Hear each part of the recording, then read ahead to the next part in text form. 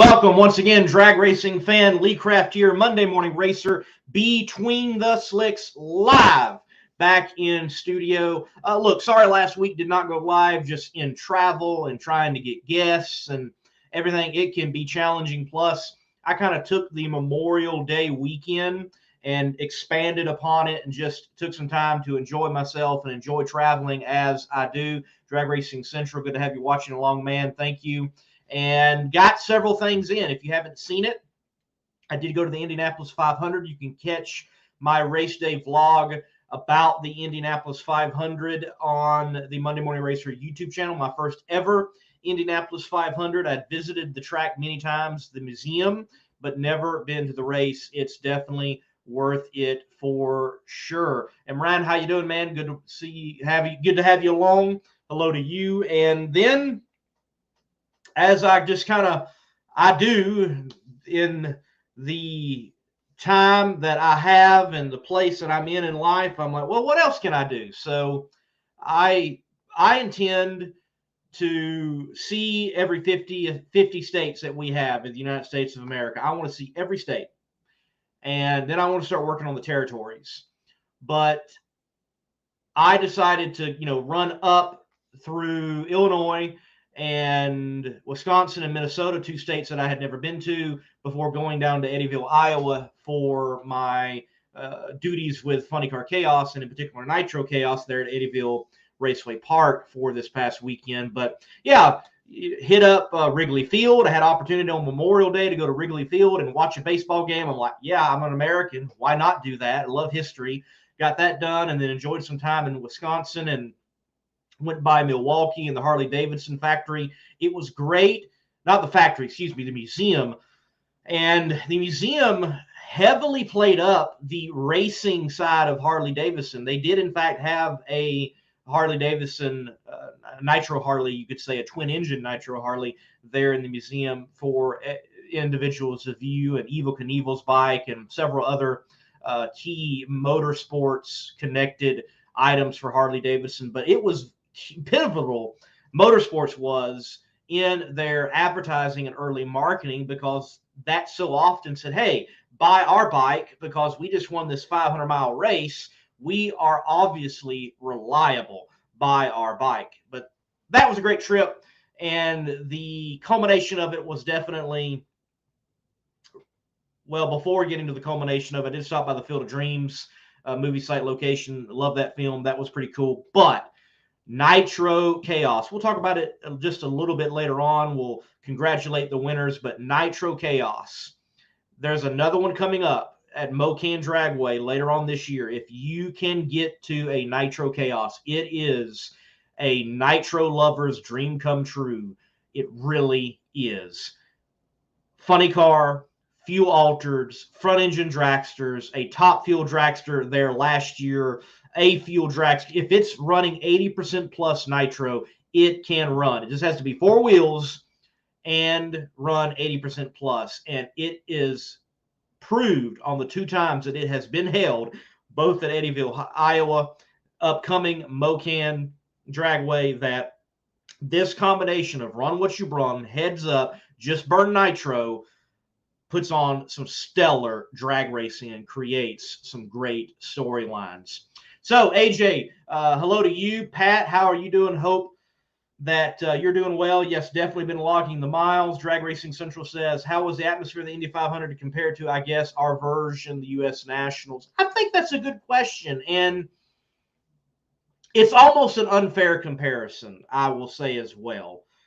Because when they say the greatest spectacle in racing concerning the Indianapolis 500, I agree with them. Now, what makes it that is not just the racing product. Though I enjoyed the race. The race was a good race. It was great to see the runs they were getting into turn one and the duking back and forth between who was ever up front, and seeing some individuals come from the back to the front and the strategies that were involved. But what really makes it the greatest spectacle, first and foremost, I think it's the people. 350,000 people. It's an undeniable energy when you have that many people together. in one place. The size of the facility, the structures that are definitely beautiful and well built of the facility. And then the pageantry. What went on before the race, before the drop of the green flag, and even afterwards. What I mean by that is, well, one of the first things to go around the track were actually old Indy cars. And I'm talking about from the oldest to very, very recent, but yet they're not being ran as a current generation of car. And they paraded them out. They paraded servicemen and women in the back of trucks, and there was definitely this military connection. You had the playing of taps, and it being Memorial Day weekend, and the speech from a four-star general. You've got the booming of the cannon, a literal cannon during the national anthem. The flyover by the Thunderbirds, not once but twice. Once during the national anthem, and then back home in Indiana when that's being sung, and that's coming up and that's going to be sung. And even though there wasn't a balloon released by the track, there was this rogue balloon released by some fans at some other location near the track. America, that was cool to see. And then afterwards, they drink milk, which is, you think in motorsports is so strange, but it fits for Indiana and that region and how agrarian everything is, and even to this day. So there's elements of that compared to the U.S. Nationals or any other race I've been to. They're just not, you're not going to reach, you're not going to acquire, you're not going to top. And one of the reasons is because, remember, this was the 106th running. The Indianapolis 500 has, at least 20, 30, maybe 40 years on every other motorsporting event in America. Just about. That has lasted and has continued to go on. So it's almost apples to oranges. It would be cool during the U.S. Nationals. Maybe we could have a Thunderbirds flyover. Maybe they could definitely parade some nostalgia pieces and have a little bit more nostalgia to be visible than what there has. Though there has been, don't get me wrong. But it's definitely hard to compare. Also, a vast difference between the Indianapolis 500 and the U.S. Nationals is the Indianapolis 500 is the biggest race in the world concerning spectators.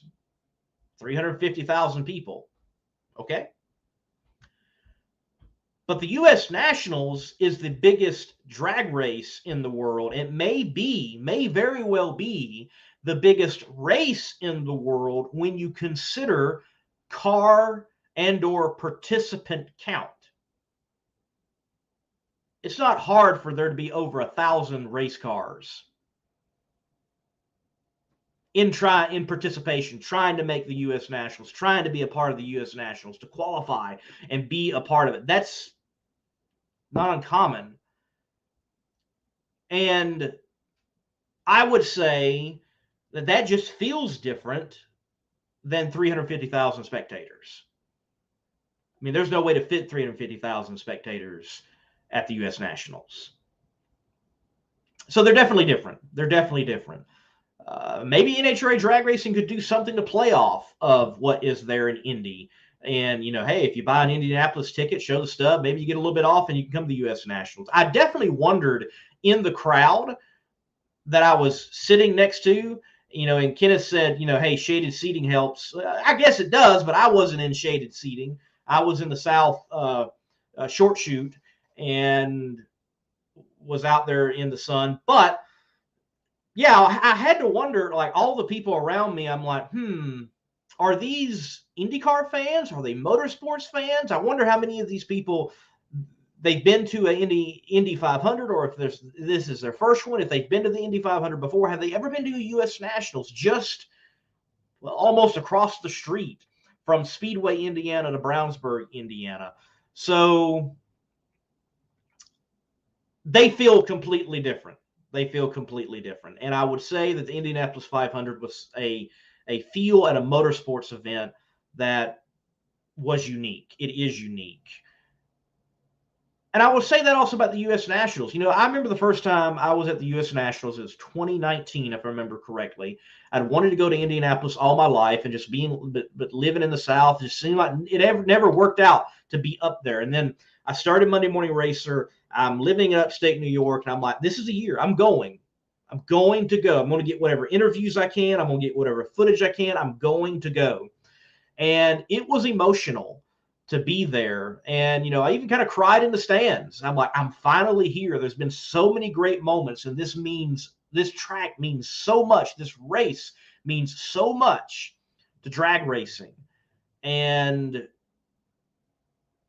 I also felt very much the same way at the Indy 500, because I love motorsports, and they are both in their own right spectacular events.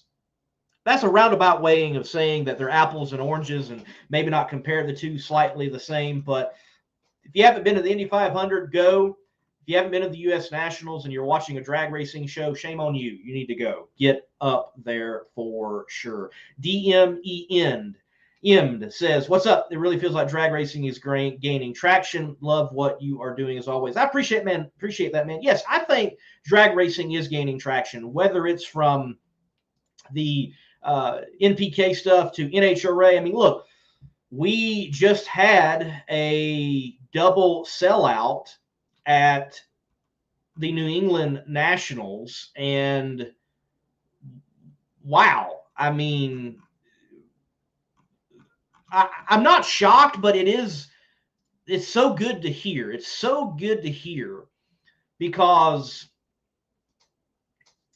everybody seems like they want to be down on the NHRA. You know, several weeks back, I showed that article that was just like blasting drag racing and woe is me and it's going to die, and just like, oh my goodness, shut up. And it was so bad. That's why I took clips of that article and put it on this show and just ripped it to shreds, because it's not the case. It doesn't fit the actual true narrative of what's going on right now. We had 2 days sell out at Epping. And now remember, let me say that again, 2 days. Because, again, the way drag racing works, it's different than a NASCAR Cup event, and it's different than an Indy 500. It's different than many other sporting events. We are selling tickets not to 1 day. We are selling tickets to, in fact, 3 days. Friday qualifying, Saturday qualifying, and then eliminations on Sunday. And that's interesting because, you know, I grew up, I, in fact, never went to a Sunday eliminations race until I was doing Monday Morning Racer stuff. Let me repeat that. Until I started Monday Morning Racer, I had never been to a Sunday eliminations race in NHRA drag racing. I had been on Friday predominantly, and sometimes a Saturday. I had seen a rain-delayed Atlanta Southern Nationals and went on a Monday, but I had never been actually on a Sunday. And there are those people that think that way. Oh, I'm going to go Friday, see 2 rounds of qualifying, therefore I see more cars. I get more bang for my buck because it also is a cheaper ticket. Drag racing is just different.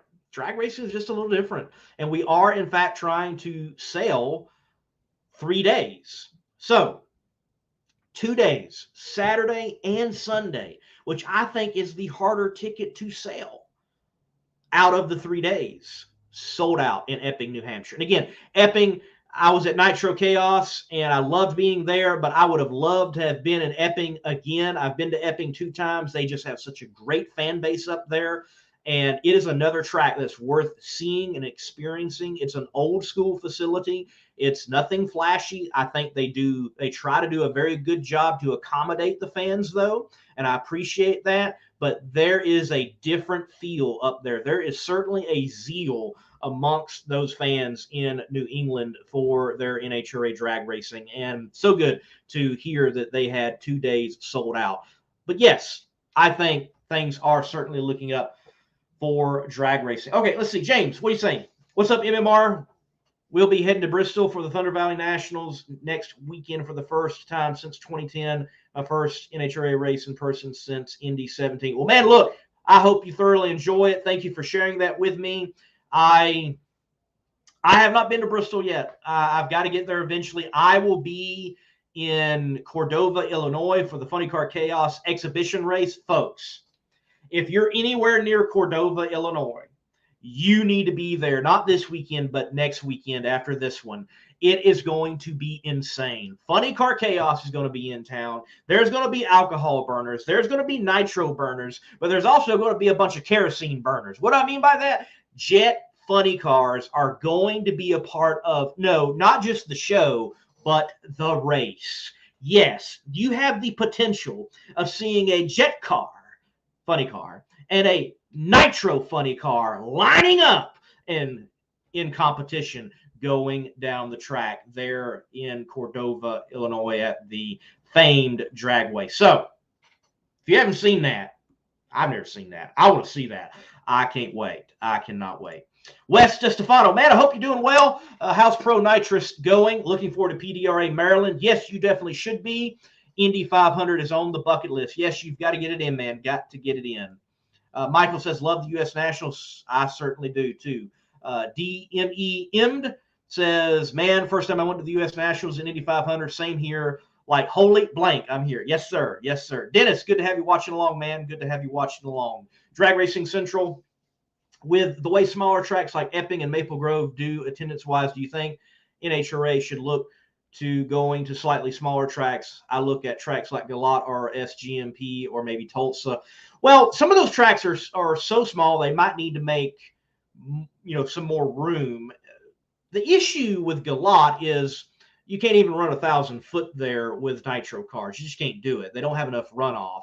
And I mean, I know this because I've talked with the Stricklands about having events there, and they are concerned about runoff. About the most you can do is what the pro mods are already doing in 350s, 360s, and they have enough time to stop and things like that. So Galat, as great of a facility as it is, until they have a little bit more runoff, I don't think you're going to see an NHRA national event whatsoever there. And it's just challenging because of what they're dealing with space-wise. I hope it gets figured out. It'd be a great place in the country, a great facility to have such an event. SGMP, issue there? Well, the community already doesn't like them. That's the problem. Somewhere, somehow, that's got to get worked out. And Ozzy Moya has definitely talked about that a lot. There's articles out there that you can read. There are issues with that community, and it's going to be very challenging for them to have a super big, a huge event like an NHRA national event that encompasses more than just 3 days of racing, but days of setup and days of teardown and the extra traffic and the filling of motels and things of that nature when a community already has issues with that drag strip. I think one of the best ones out there to talk about would possibly be, especially with we now know Phoenix will go away, is Jim Hughes and Tucson. And they're already making improvements there as well. Jacob Edwards says, we always went Friday and Saturday as well. See, that was my thoughts as a kid. Leslie Horn says, what's up, Lee? Chick Magnet himself. I'm doing great, man. Hey, look, we'll see you at Farmington Dragway this weekend. With bringing that up, I'll just go ahead and showcase. I plan on this weekend to be at Farmington Dragway, just north of Charlotte, North Carolina, Mocksville, North Carolina. The Southeast Gassers are going to be there. I love that Thunderbird, by the way, the Thunderstruck Thunderbird, beautiful gasser. But I'm going to be there this weekend, capturing the action and enjoying some great nostalgia racing, some of the best nostalgia racing out there, period, where you can see Mr. Leslie Horn himself in the Chick Magnet drag racing in a gas. So I'm looking forward to that for sure. Corey Edwards Ford, nothing better than nitro at night. Oh, man, nothing is better. Nothing is better for sure. So, ladies and gentlemen, I am looking forward to, is it 624? Oh, let me read it. Oh, I've been misreading that. Uh-oh. Okay. Well, I still might be able to work it in. What am I going to do this weekend then? What's going on? What's going on? I'm going to have to find somewhere to go. I know that much. Well, I do want to take time. We've been chatting here, having a good chat and talking about all that we have been. Let me get to it before we have our guest come in, Joe Morrison. And he's no stranger to the show, but I just really feel like it's an interesting time right now to have a conversation with him with everything that's going on, and looking forward to having him on the show because, some people on Competition Plus Power Hour, they've chimed in and been like, hey, where's Joe? What's going on? I mean, where's Joe? What's going on with him? And it's like, you know what? He's still out there. It's okay. Don't worry. You're going to see him again. And it just has been a different year for the smaller budget teams. And well, looking forward to talking with him and getting his perspective on the matter of where drag racing is, and in particular for a small budget team in Top Fuel. So some drag racing news. Let's dive into that real quick and get everybody caught up to speed. And we will then here shortly have Joe on. And I do have a quick opinion piece that I do want to share this between the slicks.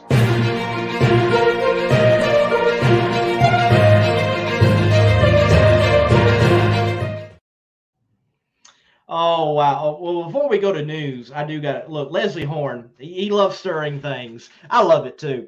He's like Steve Johnson, but in AGAS. It would probably be better for you to go work on the executioner with Quayne, because he's going to need all the help he can get when the check made. It gets a hold of him again. When the checkmate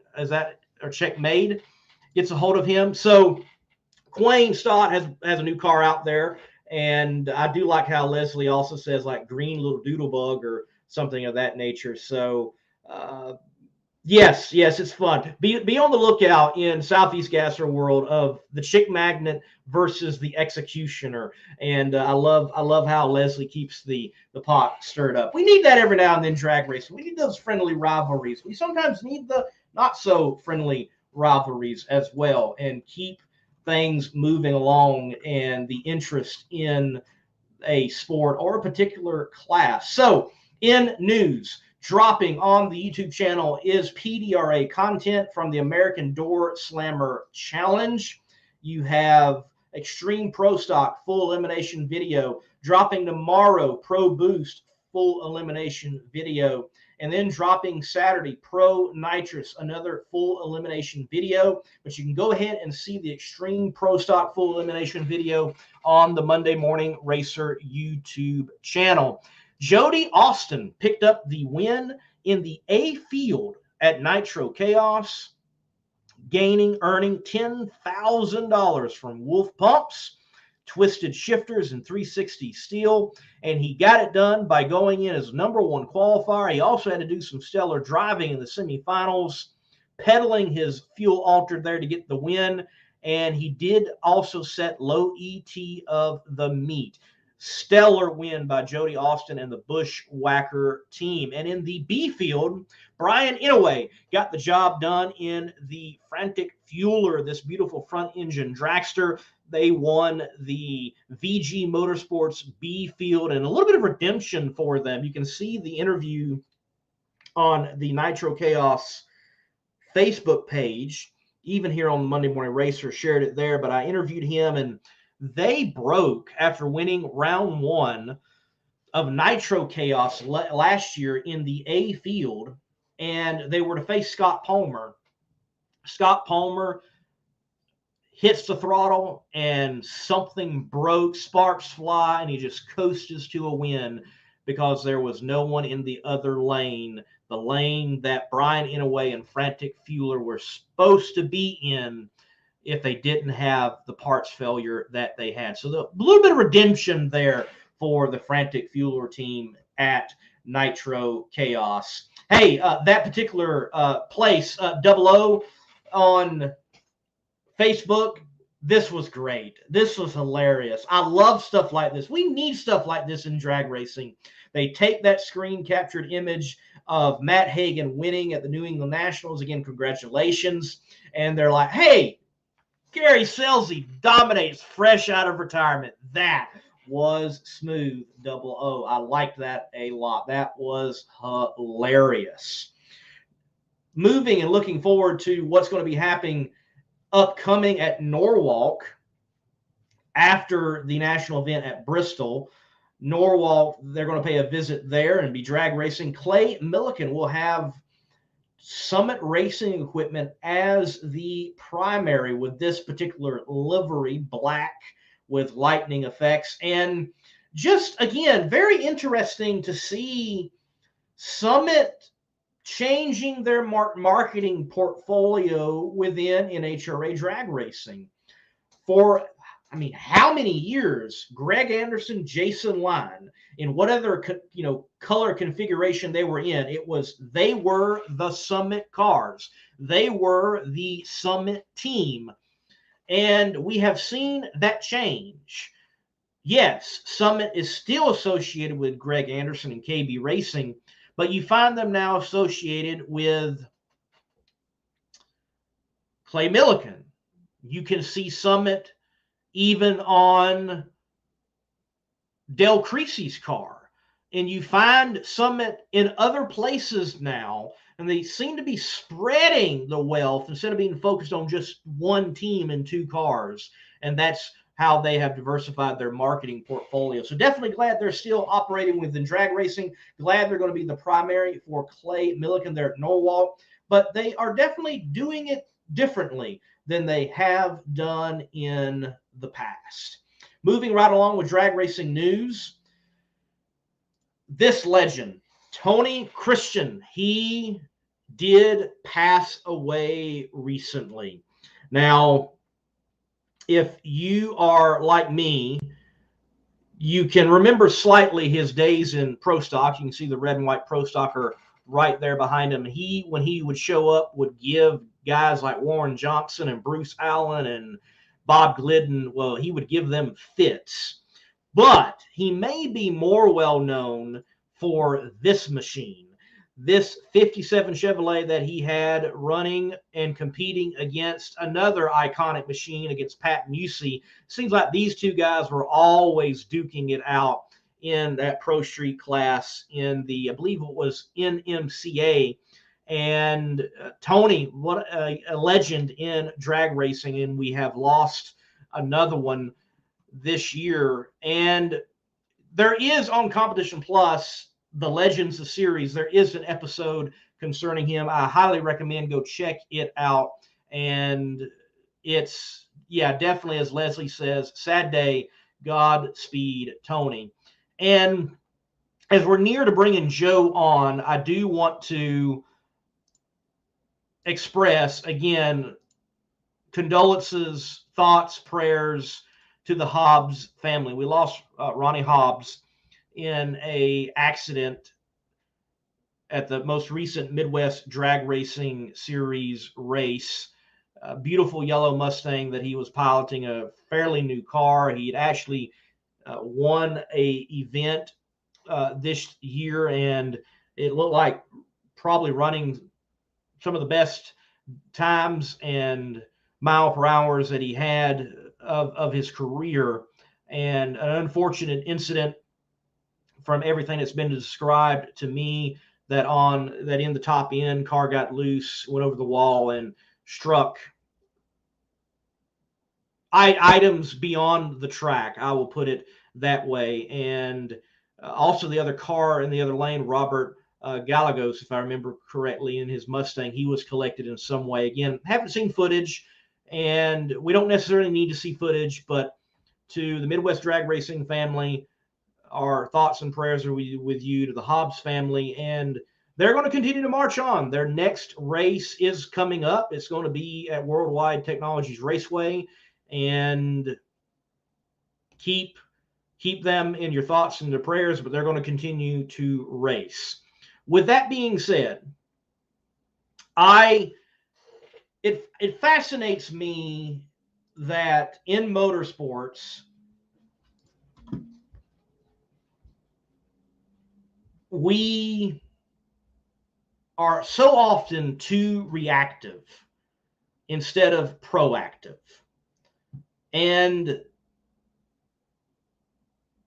it boggles my mind that we don't at times say, hey, this is a dangerous situation. Let's go ahead and make this not as dangerous of a situation, because we are never going to eliminate all the risk, but we can take away risk after risk within drag racing, within motorsports, period. Look at the record that NASCAR has got since 2001. They've got a good record at the cup level. And even when it comes to serious injury, I had a top fuel dragster driver put it to me this way, and I agree that right now, as the way things stand, yes, there is a lot that can do safety-wise that will preserve one's life. But have we gone so far that we're not just also preserving life, but we're preserving the quality of life in an incident? And those are two different things. You may come out of that car, but did you come out of that car unscathed? And there are differences. There's an article now on Competition Plus talking with Ken Singleton about his fire. I was there that day. I've captured the footage. I'm one of the few individuals that have seen on from the line and from the top end what happened. And yes, it was a freak accident, but motorsports has proven to us over time that freakish things aren't actually that freakish. And if you ever say, oh, that cannot happen, it tends to happen in motorsports. You know, there was a period in time you can look at accidents within drag racing, NHRA drag racing, and what comes to mind to Gary Ormsby and Connie Coletta, and you have these strange angled sections of walls. And they just side-slapped them. It's a wonder Gary survived. It's a wonder that Connie survived, but Blaine didn't. Why didn't that get fixed earlier? Or, taking the case of Ken Singleton. Man's stuff was top-notch. He had the right safety equipment.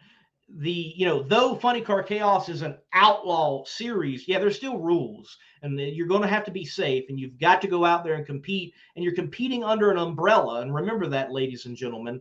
And Ken's stuff was top notch, and he had the right stuff, yet he still did suffer severe burns. Take steps before things happen. We've got to start looking at those things, and that's something that even in other form of motorsports they're doing. There are people in sprint car circles right now, they're like, nope, we're not racing at that facility because they have not updated their facility with this new particular type of catch fence, and we don't want to go tumbling outside and over the track. I remember I'm with a Top Fuel driver. I'm looking at his car, and I'm thinking to myself, hey, why aren't these padded? Talking about the foot box and inside where your knees can knock and rattle. And is that, well, it's not actually mandated. I'm like, oh, okay, well, don't you think it would be better to hit padding than straight roll bar? I definitely think look ahead, proactive, and maybe you never have to use it. That's what we all hope. But I would rather be proactive and come out unscathed than reactive and someone is seriously injured or we've had another loss of life. And drag racing handles these situations, I think, to some extent strangely. Last week I was prepared to hear about deaths in motorsport because The Isle of Man TT was in action. And if you don't know anything about the Isle of Man TT, go look on YouTube, okay? These guys are certifiably insane what they're doing on superbikes on an old, on an island, on actual streets, not a racetrack. There's not runoff. There's not even rumple strips. It's curbs and brick walls. But they have accepted the fact that they're going to lose people every year. They lost 2 this year. We don't have that acceptance in drag racing, yet we don't have these open dialogue and discussions like I think we should. It's got to get to a point where, in the case of like Dale Earnhardt, after his passing and what happened in that incident, look at the record for NASCAR at the Cup level. There have been injuries to feet. There has been injuries to wrists and hands, but there has been, except for what happened to Ryan Newman 2 years in the Daytona 500, really nothing of a serious nature. That's a pretty good record. It may be apples to oranges, but what is not is being proactive. So, to race car drivers, to owners of race teams, to owners of racing facilities, take a look at your car, at your equipment, and at your facility and say to yourself, that can't happen. And remember, in motorsports, what can't happen is proved regularly that it can happen, and make the necessary adjustments. Because ultimately, I want to see people go home after I have enjoyed a good race or even seen the spectacular in the horrific of such an incident. We're going to take a break, and right after that, Joe Morrison is on. If you own a beautiful modern muscle car like this 1320 Challenger, I'm sure you don't want it stolen. Because the Challenger and many other modern vehicles have an easily accessible neutral release strap. That was your coin holder in your center console, and beneath that there's this red cord that someone can pop, put it into neutral, and potentially easily steal your car. But at Destroyer1320.com, they have the TDS, Theft Deterrent System, which is a cover over that strap using factory mounting points so that you don't get popped by a thief. So make sure to go to Destroyer1320.com using promo code MMR for 15% off and get your Theft Deterrent System TDS and steal the thieves' hope. Joe, man, welcome to the show once again. Thank you for coming on. Hey, Lee. Great to be here, man. Well, look, I apologize. I got a little long-winded on my soapbox, but I definitely wanted to say that and speak on that. I ultimately, at the end of the day, no matter what class or where you all are racing, want to see you all be safe and be all right. And I know you got to go into that thinking like, how can I make sure, how can I entrust in myself that I get out of this vehicle if anything does go wrong? You know, it's interesting, and I listening in obviously and agreeing with you. It's funny. A lot of drivers and team owners forget that the safety standards are minimums. They're not, maximums, right? So the safety standards themselves are actually minimums. I driving a 7-second, 185 mile an hour altered, started using the Hans device back in 2006.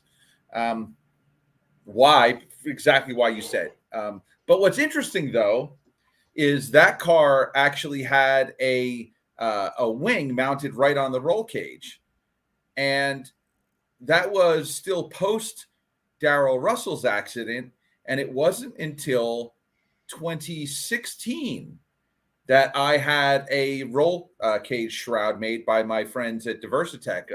Haskell and his team over at Diversitech made a titanium shield for that car. And it's funny because I didn't think of it. And that's on me, right? I mean, I'm fortunate that I never had an incident in that car, knocking on whatever wood I can find, because you're right. Race cars tend to find ways of doing new things. They tend to find new ways of surprising you. If, like you said so perfectly before, if you think it can't happen, oh, it will. It's only a matter of time. So my friend Jack Beckman always reminded me that to a certain extent, the ride can stop just about at any time, as long as your right foot determines when that end is, and not drive over your head. Jack was always very good at reminding me about that. But there's also the case that stuff happens, and it happens out of the blue, and it happens very quickly. I always like to remind drivers and team owners that the safety standards are minimums, not maximums, and it is incumbent on the driver to make the decision: am I getting in this car or not? And if not, why not? Am I racing at this track? If not, why not? I don't want to spend all night on it, but yeah, you know what? They're very, very, very good points. I mean, look, a wife and 4 kids, man. Like, I am not a risk taker.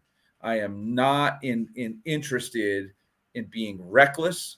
I don't want to hurt myself or my competitors on the track. And I do my best to act, drive, prepare accordingly.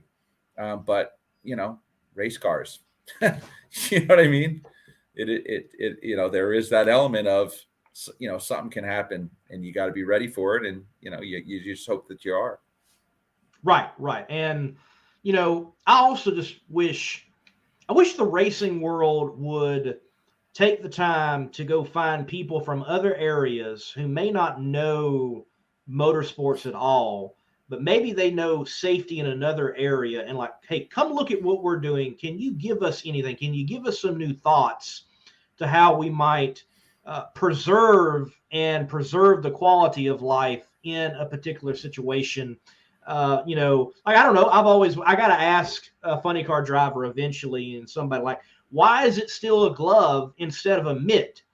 Do you really need all, the movability of the fingers, and you have extra layers of fabric around the fingers? Cause that's what's so, the feet and the fingers are so vulnerable in fire. Like, would a mitt be better over instead of a glove? So they just things like that. That's an interesting thought. Me personally, because I am both. I'm drive the long car and a short car. I still drive nostalgia funny cars. Me personally, I'm happy to use that inner liner glove and then the outer glove, right? So, good question though. That's something worth considering. The other thing that is probably a barrier to having exactly happen what you're describing, and I think that's the right answer, right? It's always a question of resources, right? And of course, me saying this as a lower funded team, so to speak, but typically even the guys that have more resources were racers, right? What are you allocating those resources for? To go faster, be more competitive, right? Have that edge on your competition and go ahead and win. And so really the challenge becomes, right. I love the saying, nitro racing costs the same today as it did in 1959. Everything you've got, right? And if that's the case, then all right. So then how do we prioritize allocating resources for maybe bringing in outside safety consultants? It's a shame but it's true that racing rules are written in blood, and you would hope that at some point there would be a way to get beyond that. So how do we do that? And I think the answer is through growth of the sport, through mandates from sanctioning bodies, through agreement among teams that this needs to be a priority. But anyway, like I said, we got so much more to talk about than that. We could talk about this subject all night, but that's my the Nitro Joe 2 cents worth of my opinion on the topic. So, Joe, this time last year, if I remember correctly, the Leverage Racing team had already attended 3 or 4 races compared to just one this last weekend at Epping, New Hampshire. So something is completely different in the world of Top Fuel, and it has to be that competitive nature has risen within the class, and it seems like there's just that many more cars out there than there was. So what has been the reason for not seeing Joe Morrison and Leverage Racing until this past weekend, well into the 2022 NHRA Camping World Series Tour? Yeah, it's funny. I feel like the year is passing me by, and thankful to be out here now. But my goodness, I feel like we're late to the party, man. So you hit the nail on the head, Lee. So a couple of things. Number one, when we first started working with Lance Larson back in about mid-year, right before Indy, it became apparent that when we started to make more power, that we continually found new weaknesses, and it seemed like every week I was talking with fans and sponsors and saying, well, last race, we had some problems, but we learned some things and we're going to do something different. And we've got that figured out. And every week there would be a new problem that would show up. So at the end of the season, we were actually going to race Bristol after Dallas last year. And after we lit up the night sky in Dallas, we decided, you know what, that's it. We're pulling the plug and we're going to update our equipment. So Gary and Hap from High Tech Cam and Mark Jones from Mark's Mixers invested a significant amount of money in the team through, with a lot of help from Lance and Lance's direction. We completely, and this is going to sound funny, right? Because I'm talking about parts on the car. We completely redid the trailer. Those guys, Gary probably made a dozen trips from Michigan to Florida over the winter. Completely redesigned the trailer, created better workflows, created more efficiency, better toolbox setups, created better workflows outside, painted the trailer, got everything really. I mean, really, it's a much better work environment. And then upgraded from, we were running the old Stage 5 heads, upgraded to the latest and greatest DSR heads, new cam, new fuel pump, better blower case, right? So we've really got some great equipment at this point. And so as a result of that, anyone that pulls into a gas station knows that the cost of everything is much higher right now. So that combination of things, we decided that it was much better to come out and have a shot at being competitive and really stepping up, because as you said, well, look, our next race, we're skipping Bristol. We're going to Norwalk. There's 20 Top Fuel cars, including us, right? Like, we're going to have to run a number to be able to race on Sunday. After what we learned in Epping, you know what? I think we got a pretty good chance. Certainly it's not going to be a give me, and there's a ton of really quick cars. And look, it wouldn't surprise me to see the bump in Norwalk be, a mid 80, maybe quicker. But given what we learned in Epping, in our round one matchup with Mike Salinas, look, I was ahead by 3 thou at the 8th, and that was already after the thing had pushed out a head gasket. And I basically went through the 8th mile timer sideways, heading towards the wall. So I like where we're going. But yeah, the downside of all that is everything's a whole lot more money. There's a different maintenance program with these new heads. There's a significant more investment in valve train components. And the attrition on parts is more significant when you're making more power. So we kind of made a trade for quantity versus quality. As always, I'm working on a bunch of different things, and truthfully, I like to say, for us, to compare it to the movie Cars, right? Lightning McQueen had Dynaco. So we're looking for our Dynaco right now. We're looking for that partner that will step up and see what we've done, see what we're capable of, and with some additional funding, I'll tell you what, man, we could be a very real threat on race day. It's just we've got the investment in parts. I mean, I would love to see us be able to invest more in better infrastructure, but we're looking for that partner that's willing to step up. And these days, that's really hard. Yes, you qualified 14th out of 16 cars, so not bad to put yourself there 14th on the board. And not only that, we qualified 14th. The car was only under power for 200 feet. It sheared the bolts off of the blower pulley. And we ran a 590 something for accelerating for only 200 feet. So yeah, a 598, which you qualified ahead of Clay Milliken, and Clay's been having a decent year so far.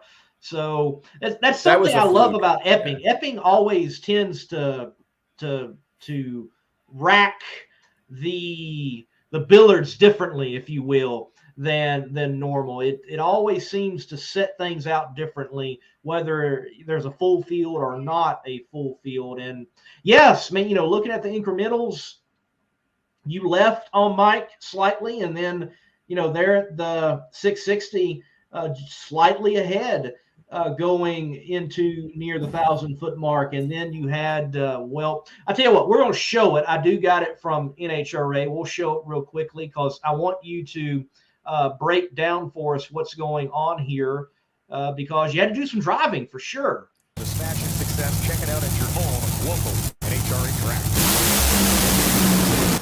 Yeah, right here I couldn't see him, and then all of a sudden it happened fast, right? 323 for Salinas, but calling me a bit surprised here, Tony, as Mike Salinas had a bit of a dogfight on his hands here before it gave up the ghost for Morrison. So yeah, interesting. On that run, it launched good. It actually laid over a little bit before the clutch started to come in, and my first thought was, "Uh-oh, is it dropping a cylinder?" But it sounded good. It just felt like it laid over a little bit. Then as the clutch started to come in, it picked up and really started, hauling. And I remember thinking at that second, I'm like, you know what? I don't see him at all. Holy crap, I might win this thing. And then it took that hard right turn. And I knew that there had to be some oil because as hard of a turn as it made, so I allowed it to get pretty close to the wall because I wanted to make a responsible correction. And what that means is it tendency, if you really overreact to the car, it's going to want to snap back and it could send you back into the other lane. So, I didn't want to, obviously didn't want to do that, but yeah, it was like I said, if when you see the video in real time, you realize just how quickly it all happened. But if you break it down, I corrected pretty good. I looked through it, looking at when the car made the move as far as when then I began correcting. And I love to be a student of the game. And I enjoy trying to work at my craft as a driver. Yeah, we were ahead by 3 thou at the 8th. And if you look at the video, the thing was already sideways at the mile-an-hour marker at the 8th mile. Like I said, I couldn't see him at all until I lifted off the throttle. So, Mike was not running what he would normally run. So he was there for the taking on that one, and we couldn't quite close the deal. Now, all that said, that was really the first full pull we were making of the season on a completely new combination. So hats off to Gary and Lance for having us that close. It's funny, Tommy Delago, I talked to him in Vegas last year, told him what, we were using the Schumacher heads, and when he was with Hagen, he helped develop those heads. And he said to me, "They're thirsty, man. Make sure you feed them a lot of fuel." So it pushed out a head gasket. Where it pushed out the head gasket was in an oil return. So that's why we had the big fireball. Thankfully, yeah, it probably cost us a head. I don't know that head's repairable, but the block's repairable and everything else should be all right. Maybe we need a sleeve. Maybe we lost a piston or two. But other than that, I think we're in good shape. But yeah, that's kind of the recap of the run. Well, definitely. Look, good job of driving. When I first saw it, I was like, wow, man, that car really, for an engine explosion, which in nitromethane top fuel drag racing is expected. It's going to happen. It happens to everybody. I was like, wow, that car really made a move.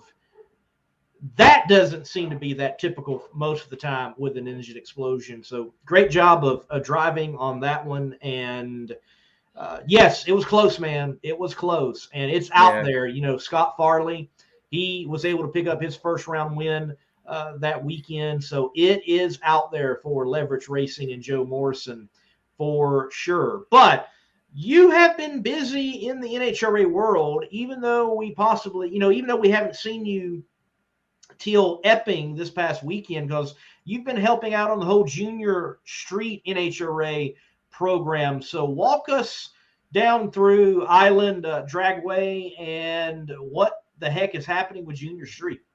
Absolutely. And actually, before we jump off of Epping, I do want to say a quick thank you to what we love to call the New England super fans.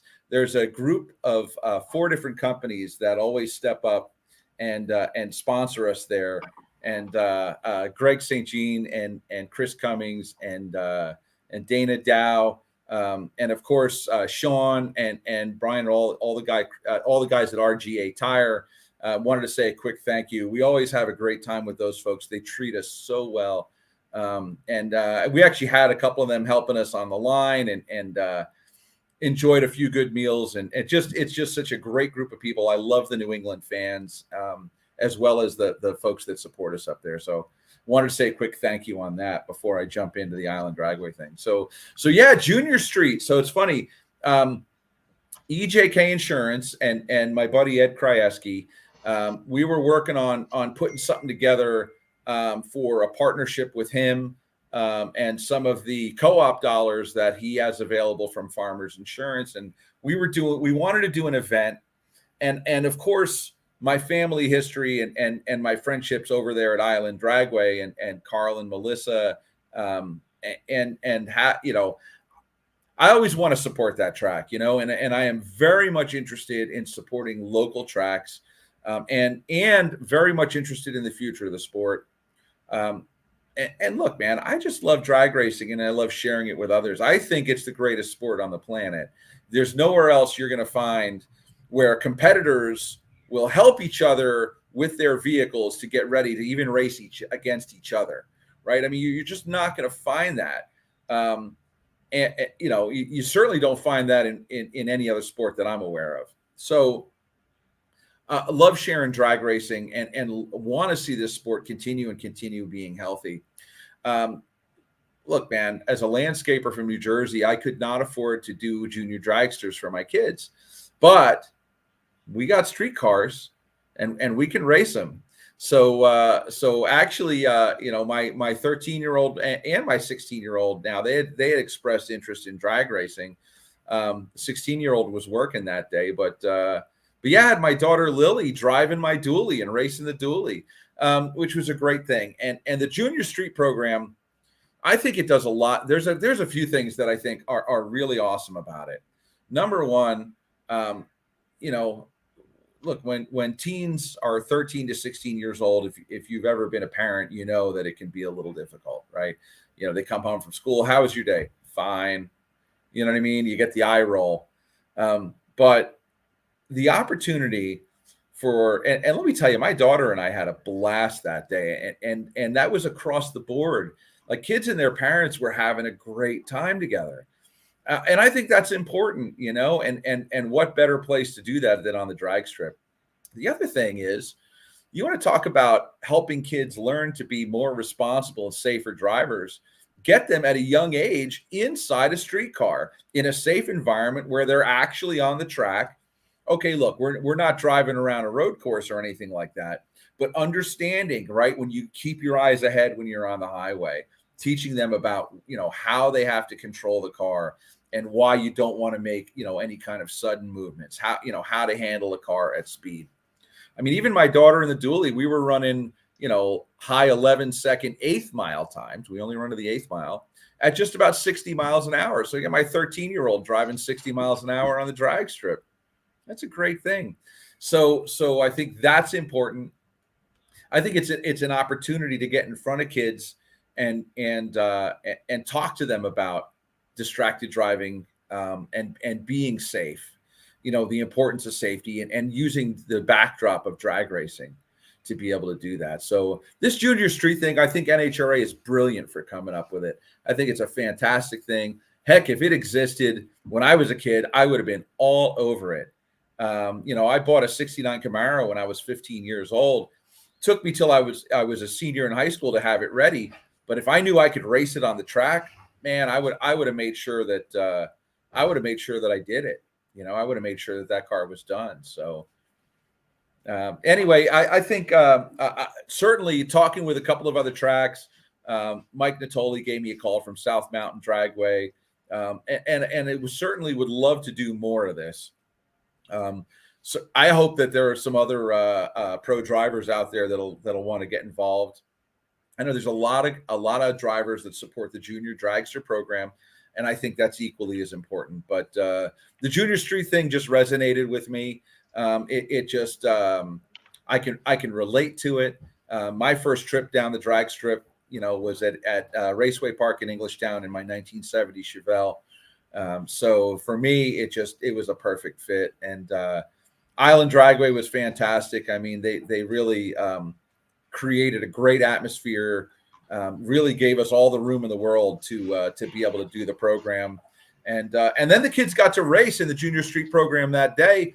One of our students went all the way to the final, to the semifinals. Sorry, she lost in the semifinals, but what a great job! I mean, that was Liz. That was the one picture, the girl you showed that with the Buick Grand Sport in the background holding up the time slip. She went all the way to the semifinals and did a fantastic job. I mean, but all the kids, they drove great. A lot of nerves at first, you could tell they were definitely nervous. But after a couple of runs, they settled right in and just did a fantastic job. Yeah, this young lady and some of the other photos look like the kids got to drive some pretty cool cars for the first time, possibly. Maybe they've been, ribbing dad like, I want to drive the car. Let me drive the car. And dad's like, okay, finally, we can do it in a controlled environment and you can drive this car. Well, those are some neat vehicles out there. But, as the other vehicle showed, it wasn't just about bringing your classic car out or your muscle car, but your SUV, and you mentioned the dually. So, this is a stellar way to get people participating in drag racing. And I think for people to overcome the slight learning curve that there is, especially in bracket racing, I think, there is a learning curve there, and this could definitely help out with that. But what a cool program. Like you said, have some father-son, father-daughter, mother-son, mother-daughter time, family time out at the drag strip, and it be done in a different way. I mean, very interesting that it stands next to the junior dragsters, which I did. But honestly, I will say this. Until now, being an adult, I don't think it was very well conveyed that, all right, when you step out of junior dragsters, you don't have to have a drag car to go drag racing. I mean, if I want to go drag racing in my little Kia Soul that has 300,000 plus miles on it, I technically can take it down the drag strip. I mean, it's not going to be quick at all, and it's not going to be consistent at all, but nonetheless, you can do that. But this is interesting because you can go with your own vehicle and then maybe eventually graduate from mom or dad being in the seat next to you. You are a part of the bracket and points program and participating regularly.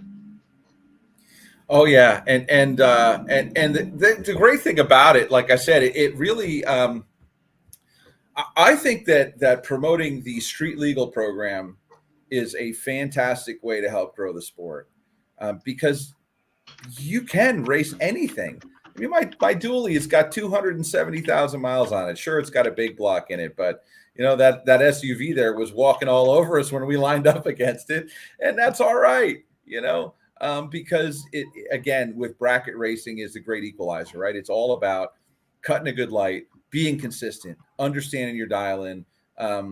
You know, look, truth be told, you know, kids at that age of the first time, I was not. In fact, I instructed them not to be looking at the other car to try to time the finish line. I instructed them to keep their eyes down track because as early drivers, right, the car goes where your eyes are. So it was really important to teach them how to get down that track safely. But yeah, you know what? There's time for that. There's time for that to be able to learn to drive the finish line and all the great things that go along with bracket racing. So yeah, I love the program. Can't wait to do more of it. I'm going to be actively looking for partners to support the growth of that program, and let's see where it goes. You know, I mean, you know, I wish I could say I have a definitive slate of partners to really help this thing grow, and not yet. But look, we just did our first one, and so you got to start somewhere. And I think it was a great start, and certainly going to do it again at Island Dragway. And I'd be happy to join in and do it at any of the other tracks in the area. I applaud NHRA. I got to tell you, when I made a phone call to some of the leadership at NHRA and said, "Hey, look, I'm going to do this. I just wanted to let you know," they jumped right on board. It was promoted very well through Division One. They got behind it to a certain extent nationally. There was obviously Brian Loans and Alan Reinhart knew about it, talked about it in Epping. I'm grateful for those guys for supporting the Junior Street program. So, again, I got to say thank you to NHRA because look, I'm not John Force, right? This is my first event out for the season. And yet, they're dedicated to the program. And when I showed interest in the program, they said, "Hey, yeah, you know what? We want to see this grow and we want to see it be successful." And they got behind it. So I think that was a great thing. And it shows that their commitment to the program. Yes. In fact, the photos I pulled from a National Dragster online article, and there was some particular media outlet there did a great video that people can watch on that same article if they don't want to read. So they definitely have put out some information that you were there. This program's going on. It can be done elsewhere. And I really think if a track uses this program right, it almost reminds me of, like dad say, "Hey kids, you want to go karting tonight?" They go to the local karting place, but instead, "Hey, y'all want to go drag racing tonight?" And they all pile into the same vehicle and just go drag racing. I mean, I could see it working out that way. And kind of like Ricky Hollywood is saying, a driver of the Bone Shaker jet truck, he says, "This is great. We need new talent to fall in love with the sport." And I think that is right. We need people who've never heard of drag racing to be introduced into drag racing and become a part of it and even go to the highest levels. That's going to bring new blood, new thoughts, new marketing, new everything. And we do need that in this sport for sure. Well, I think a great way to do that with this program and the Junior Street program is you can, right, some of the low-hanging fruit, so to speak, would be reaching out to local tech schools. And I did that. I actually reached out to several tech schools. I had one of the teachers get back to me, I think there's some future there. But even reaching out into local high schools and talking about it as maybe in advance of a safe driver program. Obviously, everything that Doug Herbert has done with the brakes program, I think it takes that to a higher level. But getting kids interested in drag racing and reaching out into the community, and the local drag strips creating better relationships in the community, maybe fostering relationships with cruise nights, right? You go to a cruise night and it's a lot of folks that are middle-aged and older. Well, what a great way to get maybe their kids or grandkids excited about the hot rod culture. So I think, number one, it's a great way for drag strips to foster better relationships in the community. It's a great way to, look, NHRA was founded to stop illegal street racing, right? So why don't we encourage kids to race on the drag strip instead of do something stupid on the street and get hurt? There's so many positives with this, again, to me, it was a no-brainer. To me, it's easy to support. And when the further you dive into it, the more and more opportunities that are there that I think are a positive for the community and for the sport, right? I mean, nobody loses on this deal. So I don't know. I think it's a great program and can't wait to continue it. And I hope that others, that are better resourced than I am get behind it and take it into something huge, But I'll certainly be doing my best to push it. So Randy Dunlap wants you to know Joe is the best and one of the nicest persons you meet at the track. Yes, I concur. I love Randy. Concur for sure. Drag Racing Central asks, will Joe be at Maple Grove this year? So with that, expound upon what y'all think the schedule is going to look like for Leverage Racing. So next race will be Norwalk. And that's still, it's funny. It's still a challenge because we had plans. There was a particular partner that had been a very faithful supporter for a long time. And they're going through some restructuring. And so they had to put off. I was counting on them as the primary partner for the Norwalk race. So we're scrambling a little bit, which means I've got a great opportunity for somebody that wants to get on board for Norwalk, especially the fact that it's on the Big Fox network. We've got a ton of guests that'll be with us there, and there's going to be great networking opportunities with the team there. So if somebody wants to jump on board for Norwalk, there is some space still available. I still have some sponsor inventory available. So a shameless plug there, right? But look, I'm just being honest. So then there's a couple of things I'm working on that are possibilities for Indy. Maple Grove is basically a definite. We have to be at Maple Grove. And ideally, Right to Breathe will be doing activation in the Midway at Maple Grove as well. Edge Welding Cups, one of our partners, is located in Charlotte. So look, in a perfect world, in the fall, it would be Indy, Reading, Charlotte, Dallas, Rodax Custom Coffee and Grills. And now, I don't know if you saw, Lee, but we've got Nitro Joe Morrison's Top Fuel Blend. I have my own coffee blend, man, thanks to Marvin Rodak and Rodax Coffee. So Marvin's based in Texas. And so the coffee, the grills, the hot sauces, thanks to Marvin for supporting the team this year and allowing us to be able to generate some revenue for the team through the custom Top Fuel Blend coffee.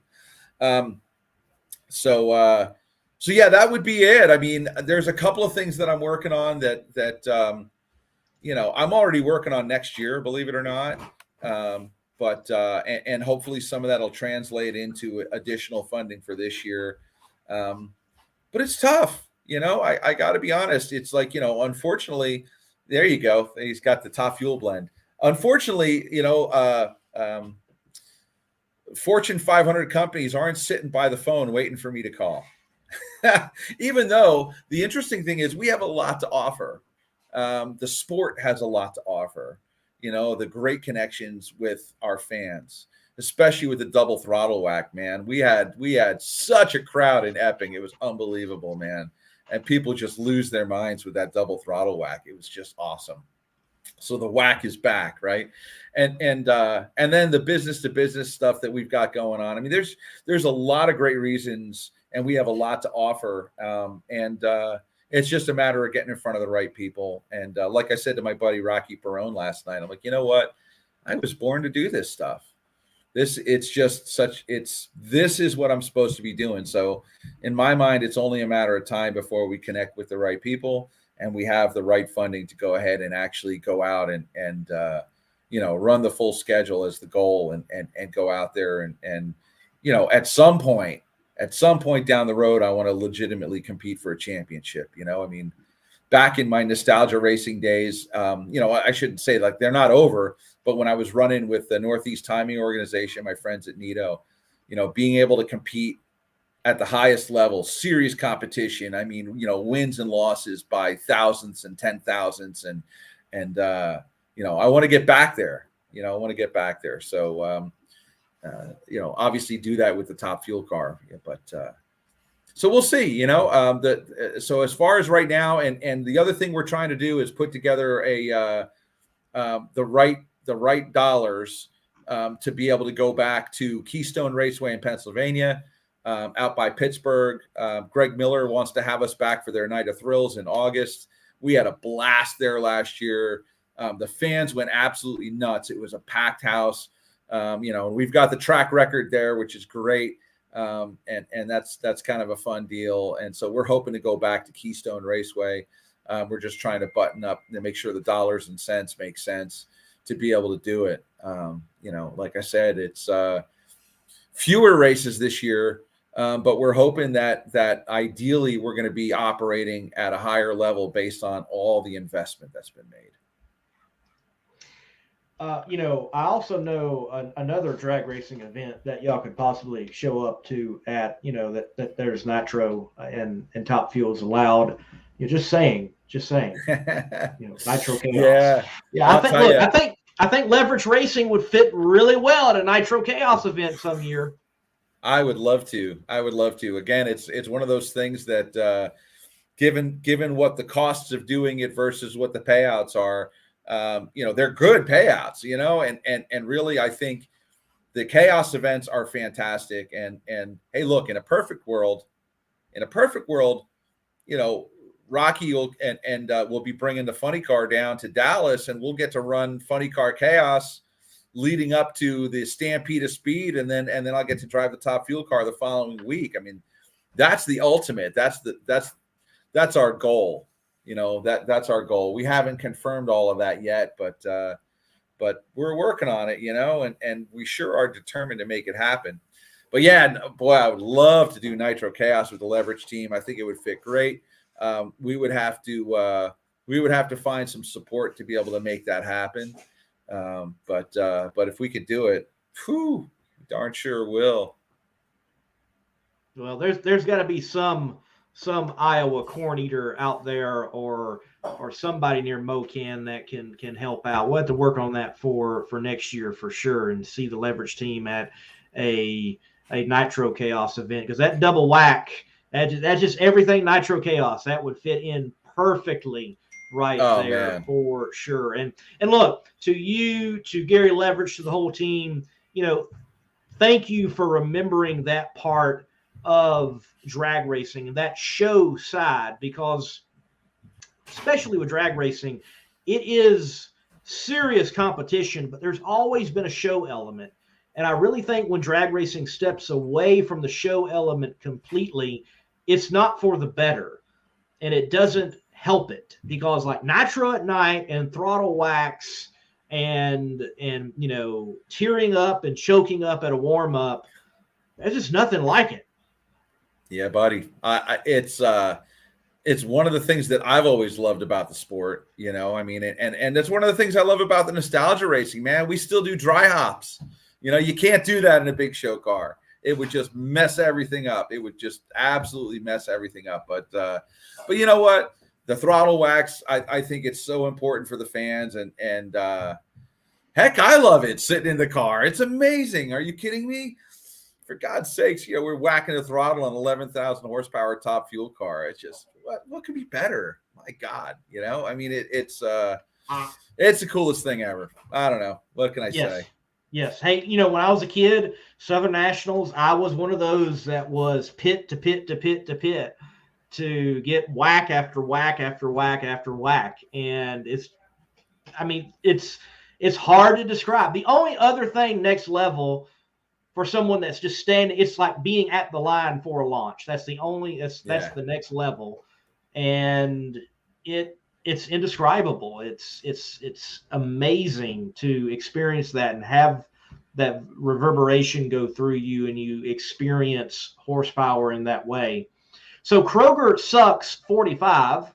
He asked, Joe, has the team been having trouble getting parts? So we hear from everybody that parts are hard to come by.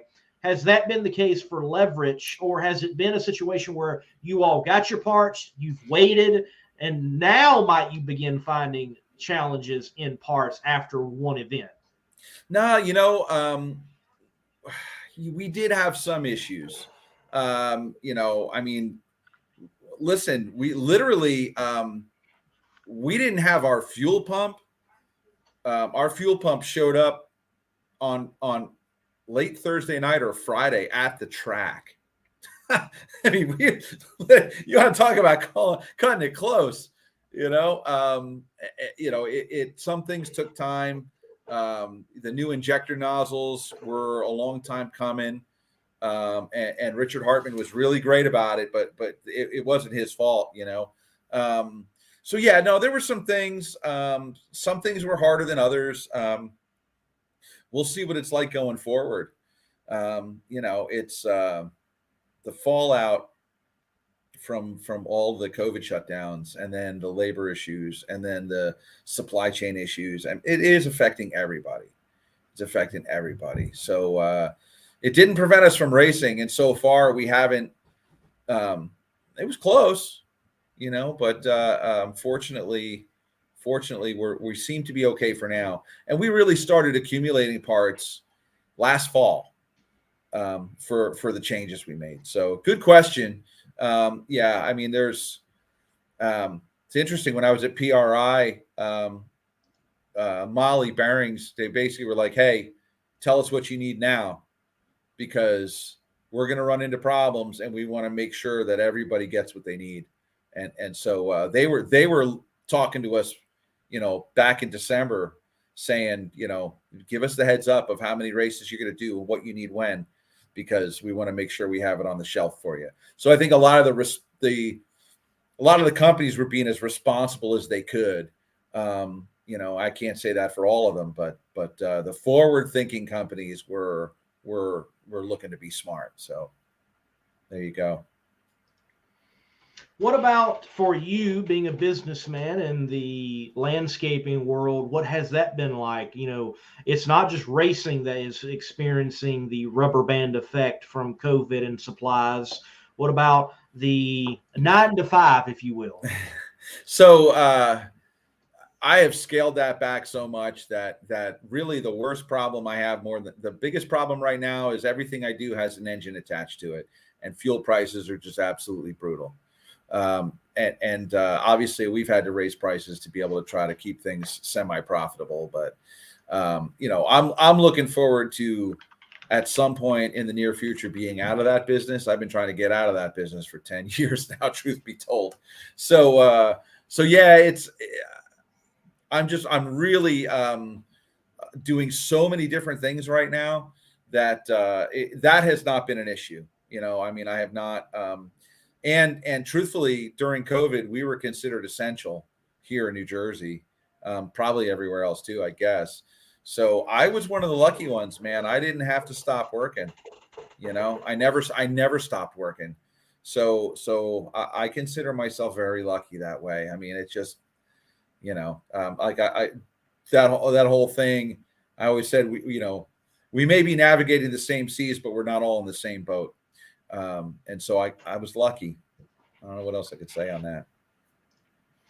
All right, Joe. So this past weekend, first outing for yourself and Leverage Racing, but you are a fan of the sport. You watch, you pay attention.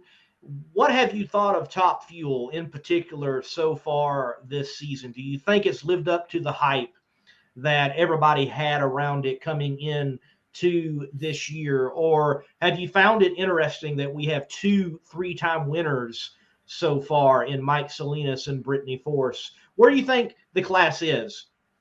So good question. Interesting. I've been at a number of races already because of obligations and working with sponsors and things like that. So having been out there a few times, plus obviously I'm following very closely. I always find it interesting. It seems like sometimes Funny Car is more competitive, and then there's someone or a group of people dominating in Top Fuel, and then the pendulum swings back the other way, and Top Fuel is intense, and Funny Car is more of a 1 or 2 horse race. So has it lived up to the hype? I think so. Yeah, we've had 2 3-time winners, but it really, I mean, but then you've got Trip Tatum, right, winning the Gator Nationals. So and look, Trip's a hell of a driver, and he's got a great car. So to me, I don't want to say that was a surprise. Certainly, you expect one of the more, full-time. You expect the full-time teams to be going to the final. But that said, yeah, I mean, gosh, the qualifying's been tough. I mean, Epping was a bit of a strange, was an outlier as far as what qualifying times were, and the fact that we were 14th with a 598. I think that was an outlier. That was not common. Like I mentioned, 20 Top Fuel cars at Norwalk, or at least 20 that are signed up, and I expect everybody to show up. And wouldn't surprise me if we've got a low. It wouldn't surprise me to see a low to mid 380 bump in Norwalk, and it's going to be a dogfight, man. And I think there's going to be a lot of races that are going to be dogfights. New England, you typically have lower car counts. It's further away than any other race. I mean, we didn't even see. I was expecting to see Billy Torrance there, but he wasn't there. That said, look, we still had 16 cars there. The competition was pretty tough on race day. I mean, yeah, we had some weird stuff happen, but that's Epping. But yeah, I tell you what, I think it forced us to step up. Knowing what was coming up. It really we had, and for a team like us, it's really difficult. But hey, it's Top Fuel, man. It's Top Fuel in the NHRA. People come from all over the world to race here. Just ask Lex June, right? It's the best of the best, and there are no gimmies. And if you want to be involved, you better be prepared, because it certainly is. The competition's brutal. The competition is absolutely brutal. That it is. Doug Foley, I work closely with him. Everyone here on the show knows that. We were looking at Phoenix, and he qualified, I think like 13th. And the time that he had that got him 13th would have had him 9th just 1 year earlier. And though performance has stepped up, everybody's performance has stepped up. And yes, Epping is that one event so far where it's like, man, the bump was way out there. There have been some events where it was definitely mid 380s. You had to run that to make and get into the show. So, yes, the competition has definitely stepped up, and I think that is definitely good news for the fans. What have you thought of the antics of Steve Johnson and Pro Stock Motorcycle, whether it's glitter on leathers or someone bringing out a bike to finish a race or whatever it may be? And do you think that has a place within drag racing and within Top Fuel? And would that help out at all? You know what? My big thing, as far as what has a place anywhere, I like Steve. I've known him for a number of years, and you know what? You know what I like about Steve? Steve is being Steve. He's just himself, and I think that's the most important thing, right? Like, is his style my style? No, of course not. I'm bad dad jokes and puns and stuff. Whatever, that's fine. I'm just going to be me, and Steve is going to be Steve. And I think that's what the sport needs. The sport needs unique personalities, right? There's this whole big thing. I don't know if you guys are seeing, with Matt Hagan and the mustache. Me and Gary Selzy follow each other on Twitter, and I saw the picture of Matt Hagan, and someone put a fake headline underneath it. It says Selzy wins in his first. There it is. There you got it. You know, it's Gary Selzy down, and I thought it was great. And I sent that to Gary in a private message on Twitter, and he laughed. He thought it was funny. And now NHRA picked up on it, right? Guys like, why is Gary Selzy, besides the performance, right? Besides the multiple championships, besides the fact that he was a great driver, and he probably still is, although, he might say otherwise. He's got his, but I bet you Gary would be stellar again in a short period of time. It was his personality, wild thing, and Selzy says, and all those fun things he did, that was him being himself. And I think that's the most important thing drivers can be, right? You will never see me be anything other than me, because I'm not going to work with a sponsor that won't accept that. And a sponsor wouldn't want to do that anyway, right? A good partner wants to have the driver be his or herself, and then that resonates with the audience they're trying to connect with. So, as I know there's been that whole thing back and forth between Matt Smith and Steve Johnson, and Matt has said some things and Steve has said some things, and you know what? Let them have at it, as far as I'm concerned. And do I think that's good for the sport? Sure, as long on one hand you want to keep it classy, but that's just me. That doesn't mean somebody else wants it to be that way, right? So if someone else doesn't want it to be that way, then by all means, let them be themselves, right? I mean, I think that's what's good for the sport, is drivers not being afraid to be themselves. Yes, Gary Selzy, the only man to get Ron Capps to do drag. It was a beautiful moment. It was a beautiful moment. And truth be told, Selzy's my hero, man. I'm hoping for the day when if I get a full-time ride, watch out. That's all I got to say. We're going to have some fun. We're going to do some silly things. We're going to do some crazy things. I get a full-time ride, watch out. We're going to have a good time. I guarantee you we're going to have a good time. I'm having fun already. And I'm all about sharing the passion for drag racing and having a good time. So, I get a full-time ride, watch out. That's all I can say. I've already got, and we haven't even talked about this on the show. I have a OTT network on Wingding TV. I've got Nitro Joe TV on Wingding TV, which is, it's a neat thing. We're starting to build it up, but there's going to be some fun stuff we're going to do with that over time.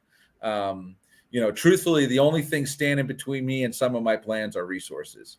And I've been an entrepreneur my just about my entire working life. I've been an entrepreneur since 1994. So what happens when you need resources? You go figure out how to get it. And that's what I'm doing. And when we get to that point of being full-time and we have the resources to do some of these things that I've got planned, we're going to have a blast, man. And my thing is, I want to bring the fans with me, because I've said it in some of the videos I've done. I'm no different than any fan of the stands. I'm just lucky enough to be able to step on a throttle. And so, there's Racers to the Rescue and the Junior Street thing. And I was lucky enough to go drive a Formula 4 car up at Lime Rock, Connecticut with my good friend Dennis Cotoni a few weeks back. And there'll be a video from that coming out. I got to edit it and put it together. But there's believe me, I am not short on ideas, and I am not short on plans. So once we find the right partners to put some things together, we're going to have our own brand of crazy, and I'm going to be happy to trot it out in front of the whole world. Well, very cool. Hey, that's interesting to hear about the Formula 4 racing at Lime Rock. Lime Rock, historic venue. And definitely look forward to seeing the footage from that. We'll be sure to share it. So, look, Joe, any other thing that we need to discuss, share about, anything on the horizon for you in particular before we let you go tonight? Well, other than nothing else that I can actually share at the moment. But no, excited actually. If the weather cooperates, it's not looking good right now, but I hope the forecast changes. Going down to Cecil County Dragway with a bunch of my nostalgia racing buddies, supporting my good friend Rocky Perone. He's going to be driving the funny car this weekend, and I was excited to go down and work on the car and actually get to pull him into the beams for a change, which would be really cool. So there'll be some nostalgia funny car racing in the near future for me. Rocky had already told me he wants me to drive at the Island Dragway anniversary race in August. So anybody here in the tri-state area, New Jersey, New York, Pennsylvania, even Delaware, Maryland, Connecticut, wants to come down to Island Dragway for the funny car throwdown in August. It's usually the first Sunday in August. That's a great event. It's a whole lot of fun. I want to see if I can. I've got the track record there in nostalgia funny car at 215 miles an hour at Island, and I want to bring it up to 220. So we'll see. But yeah, no, that's it. And certainly thanks to Edge Welding and my friend Joe Moore at Smith Systems. Of course, our friends at Penn Grade One, working on some things for C-Force for the fall, and we'll see what happens with that. Of course, Marvin Rodak, Best of Texas, our friends, our New England superfan friends, and High Tech Cam and Mark Jones with Mark's Mixers, and of course my buddy Jeff Davis and Jeff Salas at Specialized Autocraft for keeping that car looking beautiful. Good looking top fielder. Yeah, I tell you, it's they did such a great job on that, and we're looking forward to some new things. And then actually, funny of all things, a new partner, Woodlot Companions, and they are dog breeders, so there's some stuff on my social media. So keep an eye out for Woodlot Companions. There's going to be some stuff we're doing with them. They really have some really wonderful pets, and that's I've had dogs my whole life, so that's kind of a close to my heart thing too. There are some really ethical and great people. So. But yeah, man, that's it. Follow along CH3NO2 Joe on Facebook, Instagram, Twitter, and then of course Wingding TV. So you guys go look to wingding.tv and look for the Nitro Joe TV there. We've got some cool videos. I've got some old videos, some nostalgia racing back in the day. We've got our first time fan experience that we videoed in Gainesville this year. A couple of guys that had never seen nitro cars. Their first experience was in the pits for a warm-up, and then I had them on the starting line, and we documented that.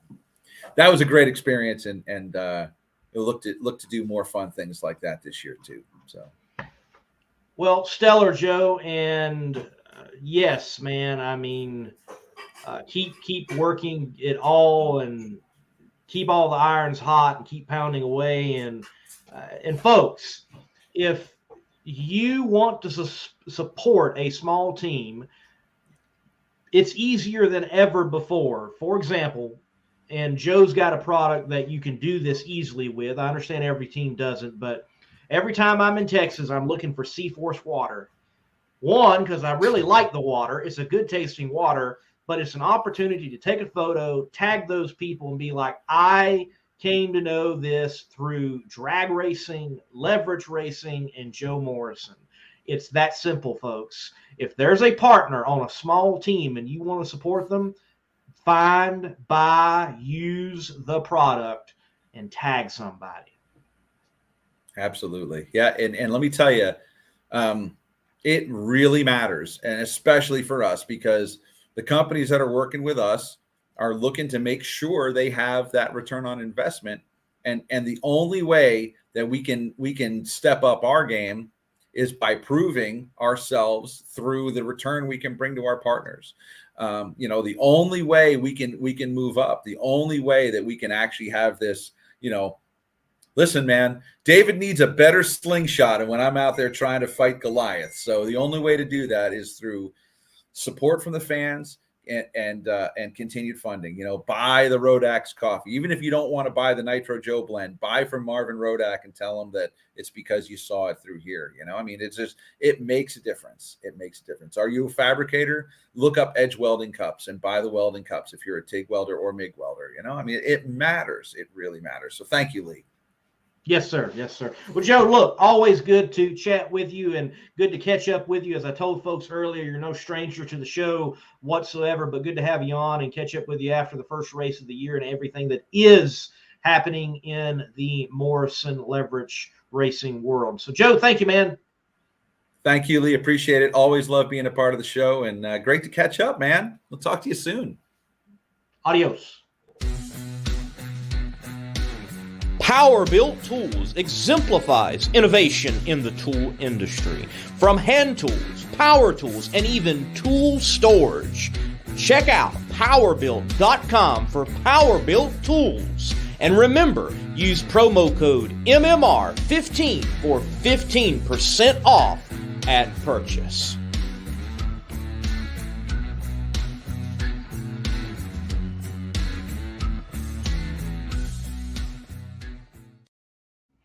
All right, ladies and gentlemen, thank you for watching Between the Slicks. I do want to give a shout out. The Gallegos group, Nitro Clown Motorsports, some people involved in it. They're starting a new apparel line, Nitro Club. Keep a lookout for Nitro Club apparel. And they also gave me a t-shirt, Fuel Altereds Forever. Yes, Fuel Altereds Forever. And it's got Nitro Clown Motorsports on the back. And give Nitro Clown Motorsports a follow on Facebook as well, and their YouTube channel. Some great content coming out with one of those that certainly follows Chaos Nation.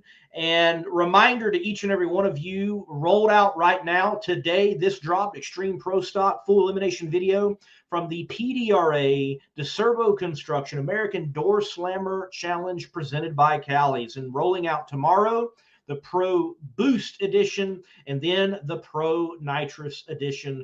You can find that on the Monday Morning Racer YouTube channel. Make sure to subscribe. It is a free subscription, and hit the little bell icon so that you do not miss when I upload a video. So a lot of content coming out on the YouTube channel, and make sure you subscribe to the Funny Car Chaos YouTube channel as well. I work on content on that platform, and content will be rolling out there this week as well. In particular, you will see the video of the Jet Dragster doing a 360 down Eddyville Raceway Park drag strip, and the driver coming out A-OK. Yes, that did happen at Nitro Chaos. So you'll see that video later on Funny Car Chaos. Very quickly to the comment section. Rob Flynn. Hey, Rob, congratulations, man. Thank you for watching, says good show.